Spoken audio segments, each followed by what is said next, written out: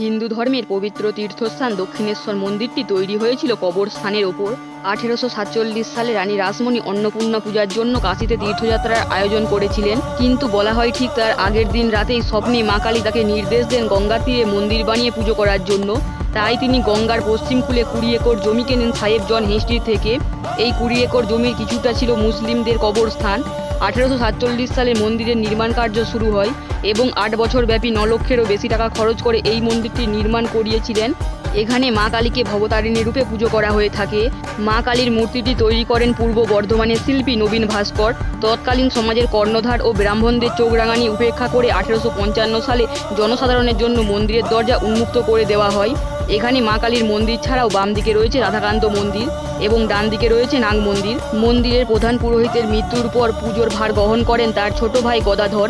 পরবর্তীকালে যিনি বিখ্যাত কালীসাধক শ্রী রামকৃষ্ণ নামে প্রসিদ্ধ হন।